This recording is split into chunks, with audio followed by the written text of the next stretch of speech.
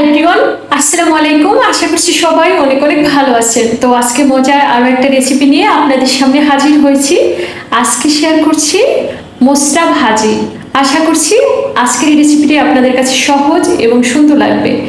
ভালো লাগলে like, comment, share করে সবাই আমাকে সাপোর্ট করবেন। আমার এই ভিডিওটি ইউটিউব থেকে দেখলে অবশ্যই আমার চ্যানেলটিকে সাবস্ক্রাইব করবেন। তাহলে কথা বাড়াচ্ছি না, চলুন দেখে নিই কী কী লাগছে। প্রথমে চুলা একটা প্যান বসিয়ে দিয়েছি, এরপর দিয়ে দিচ্ছি তেল, দিয়ে দিচ্ছি 1 টেবিল চামচ পরিমাণ, দিয়ে দিচ্ছি কিছু পেঁয়াজ কুচি, রসুন কুচি দিয়ে দিচ্ছি। এরপর এটাকে 2 থেকে 3 মিনিটের মতো ভেজে নেব। সাথে কিছু কাঁচামরিচ কুচি দিয়ে দিচ্ছি। আজকের মোচড়া ভাজিটা আমি ডিম দিয়ে করব, আপনারা চাইলে চিংড়ি মাছ দিয়ে করতে পারেন।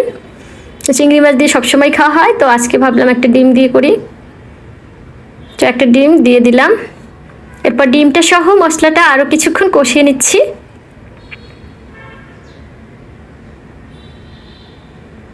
তো ডিমটা ভালোভাবে ভাজা হয়ে গেছে। এই পর্যায়ে দিয়ে দিচ্ছি হলুদের গুঁড়ো 1 চা চামচ পরিমাণ, মরিচের গুঁড়ো 1/2 চা চামচ দিয়েছি, কারণ হচ্ছে এখানে যেহেতু কাঁচামরিচ ইউজ করেছি সেহেতু, আর আপনার না চাইলে মরিচের গুঁড়ো নাও দিতে পারেন।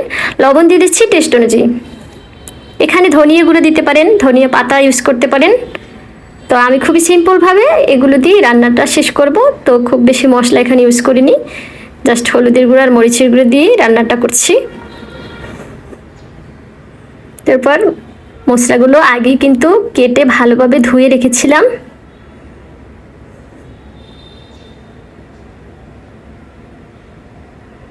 এরপরে মশলার সাথে ভালোভাবে মিশিয়ে নিচ্ছি।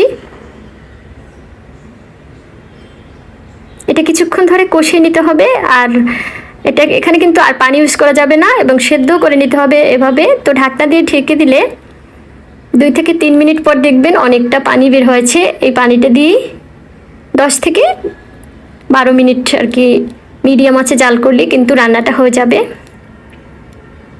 তো আমি আবার একটু নেড়ে চেড়ে দিয়ে ঢাকনা দিয়ে ঢেকে দিচ্ছি এবং ফিরে আসছি 10 থেকে 12 মিনিট পরে। তো দেখতে পাচ্ছেন পানিটা কিন্তু খুব ভালোভাবে শুকিয়ে গেছে। এই পর্যায়ে চুলাটা বন্ধ করে দিচ্ছি। তো ভিউয়ার্স, হয়ে গেল খুবই সুস্বাদু মজার মোচড়া ভাজি অথবা কলার ফুল ভাজি। আশা করছি রেসিপিটি ভালো লেগেছে। রেসিপিটি দেখার জন্য সবাইকে অসংখ্য ধন্যবাদ। আজকে এই পর্যন্তই। আল্লাহ হাফেজ।